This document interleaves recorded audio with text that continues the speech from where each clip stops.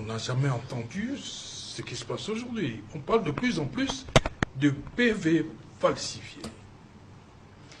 Eh bien, monsieur Otto, comment faire retomber? Comment faire retomber? C'est une question très importante. Oui. C'est une question très importante parce qu'on en a besoin. La tension est très élevée. Justement. Et je vais aborder le problème sur 3 points. Justement. D'abord, le respect de la légalité, de la loi électorale. Justement. C'est la première chose.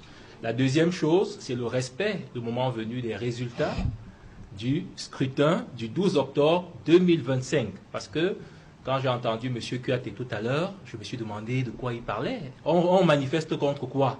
Puisque les résultats ne sont pas encore proclamés. On conteste quoi?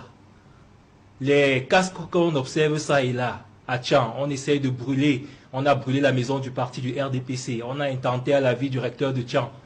C'est vis-à-vis de quel résultat? Puisqu'il n'est pas connu. Nous, au RDPC, nous ne connaissons pas les résultats du scrutin du 12 octobre 2025. Alors la manifestation, si elle à quoi? Elle est fondée sur quoi? On manifeste contre quoi? Une minute, Serge. Troisième chose, oui. Une minute. Comment ça, vous ne connaissez pas les résultats? Vous n'êtes pas représenté dans tous les bureaux?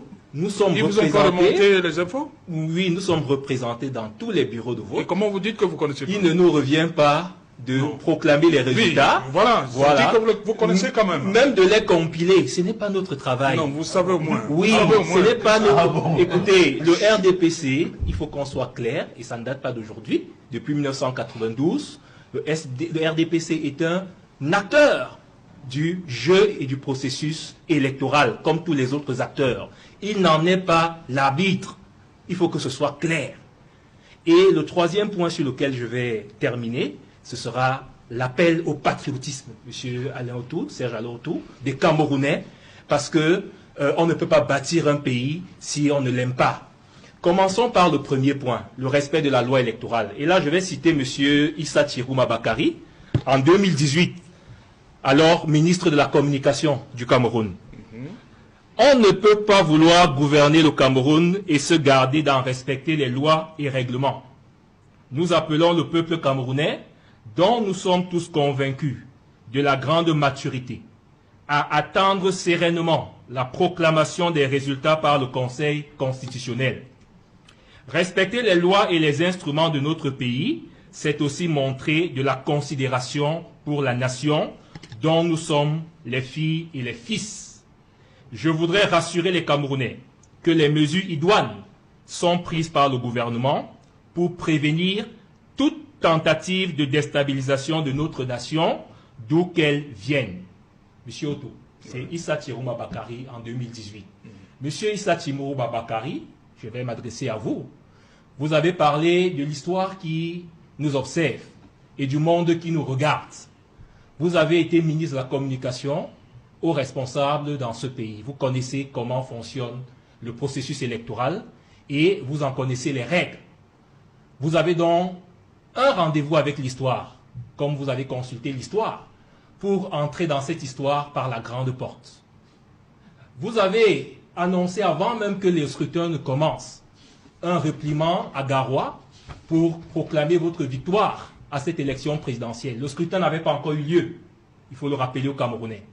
Nous voulons vous rappeler, conformément à vos propres propos, que la démocratie ne se bâtit pas dans le désordre, dans l'anarchie et dans la déstabilisation des institutions, en laquelle vous croyez, certainement j'en suis sûr, puisque vous avez servi ces institutions-là, après avoir reçu le don, la magnanimité et le pardon du chef de l'État, qui vous a tendu la main, après toute l'histoire qu'on connaît de vous, le push manqué de 84. On connaît ce qui s'est passé. Le président a fait table rase, il vous a à nouveau fait confiance. Ce n'est pas parce que vous êtes aujourd'hui candidat à l'élection présidentielle que vous allez oublier les bonnes habitudes. Vous vous souvenez très bien que votre candidature a été validée conformément aux règles du processus électoral. Vous avez pris part, certainement parce que vous aviez confiance en ce processus électoral. Il faut donc qu'il arrive à son terme. Parce que nous, au RDPC, nous allons respecter la loi électorale jusqu'à son terme, comme nous l'avons toujours fait. Et cette procédure conforte très bien l'article 137 du Code électoral que le Conseil constitutionnel a la compétence exclusive pour proclamer les résultats de l'élection présidentielle.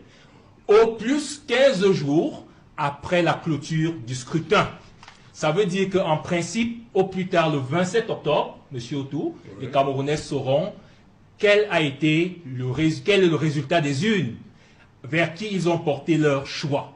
Personne, à l'heure où nous parlons, ne connaît celui qui va diriger les destinées du Cameroun dans les 7 prochaines années. Donc, ça c'est la première chose. Si nous voulons que l'apaisement et la tranquillité priment sur le désordre, respectons les lois et principalement en la matière, la loi électorale. La deuxième chose, M. Autou, c'est le respect du résultat du scrutin.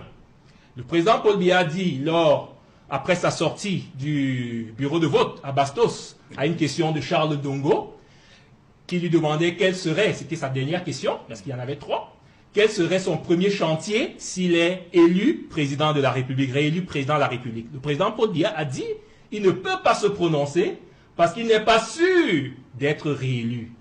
Voilà la parole d'un homme d'État. Le président lui-même n'est pas au-dessus des lois, M. Issa Thiro Babakari. Lui qui a été plébiscité à 7 élections présidentielles, il reconnaît que le destin du Cameroun ne lui appartient pas. Il appartient au peuple souverain. Quand vous demandez qui vous appelle pour vous féliciter, il va vous féliciter sur quelle base? Il faut bien que le résultat officiel soit connu. Il ne travaille pas dans l'informel. Il n'est pas un magicien, il n'est pas un charlatan pour reconnaître des résultats qui n'existent pas. Donc, s'il est perdant à cette élection présidentielle, quand il dit qu'il n'est pas sûr de la gagner, ça veut dire que la possibilité qu'il la perde est envisageable. S'il est gagné, s'il est perdant, j'allais dire, s'il ne gagne pas cette élection, connaissant la grandeur de l'homme, c'est aussi la grandeur dont nous avons parlé tout au long de la campagne présidentielle, M. Autou, sera justement de vous appeler et pourquoi pas de faire un discours de revoir au peuple camerounais. C'est une option possible. Et vous en sortirez grandi. D'entrer à Itoudi, pas sur le sang des Camerounais, mais de façon légale, de façon régulière. Le monde qui vous observe, parce qu'il connaît le président Paul Biya, beaucoup vous découvrent à travers le monde aujourd'hui, parce que vous êtes la star de cette élection présidentielle, nul n'en doute. Mais terminez donc l'élection avec élégance. Pas de manière justement irresponsable, pas de manière lâche, parce qu'il s'agira de la lâcheté. Troisième chose pour sortir, M. Autou. Mes chers concitoyens camerounais, camerounaises, vous êtes face à votre responsabilité. Qu'on ne vous trompe pas. Le Cameroun ne sombrera pas dans le chaos. Le président Paul Biya est entré aux affaires par la paix. Le pouvoir lui a été donné, il ne l'a jamais arraché, il ne l'a jamais volé. Et il a toujours été réélu grâce à votre volonté. Il n'a jamais usé de force. Alors, dès que les résultats seront connus, quel qu'en soit le vainqueur, il sera un Camerounais. Que ce soit M. Issa Thirouma ou M. Paul Biya ou M. Joshua aussi, je ne sais pas pourquoi M. Kouyaté n'en parle pas. Il peut aussi être élu. Rien n'est encore joué. Je ne sais pas pourquoi vous vous alliez très vite derrière M. Issa Thirouma, alors que vous avez battu campagne avec M. Joshua aussi. Le bilan a déjà été fait. Faites très attention. Soyons vigilants, peuple camerounais. Aucun pays ne se développe à travers la rue. Le président Paul Biya l'avait rappelé lors des émeutes de 2008. Le Cameroun n'est pas un peuple voyou. Il a des institutions qui fonctionnent normalement. Il n'est pas question de lui imposer un résultat fabriqué de toutes pièces dans des cabinets occultes. Parce que ces résultats ont été annoncés à l'avance, avant même que le scrutin ne se tienne. Soyons responsables. Nous avons le destin de nos petits-fils, de nos fils à construire. Il se construit dans la légalité républicaine et non dans la rue. Faites donc très attention aux vendeurs de l'illusion, parce que beaucoup vous appellent de l'extérieur pour vous envoyer dans la rue. Mais ils sont en sécurité là où ils sont. Ceux qui vous envoient dans la rue n'envoient pas leurs enfants. Alors faites très attention. Le Cameroun a besoin de chacun de vous.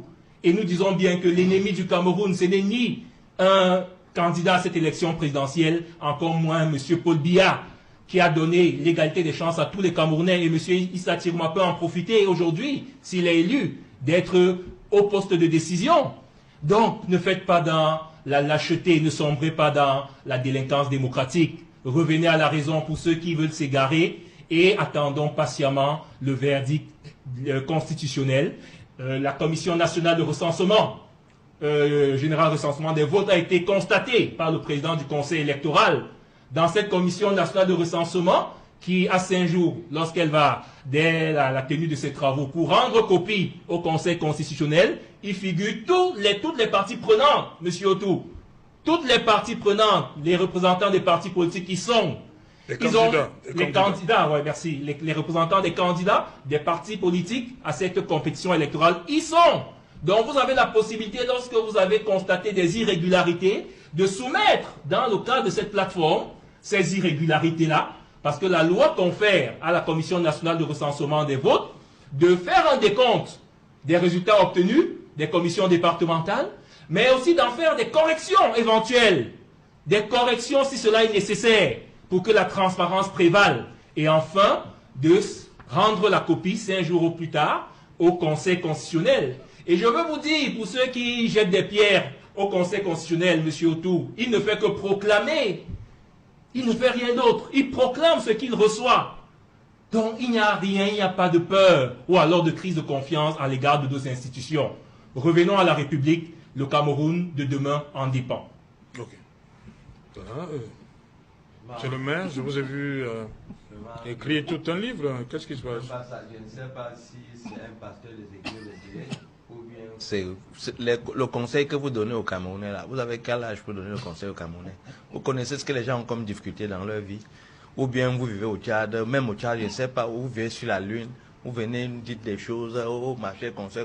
Mais c'est quel genre de conseil? Vous avez quel âge? Vous avez à peine même la barbe, et puis vous nous venez nous donner des conseils aux Camerounais. Vous connaissez la difficulté que nous, les Camerounais, vivent au quotidien.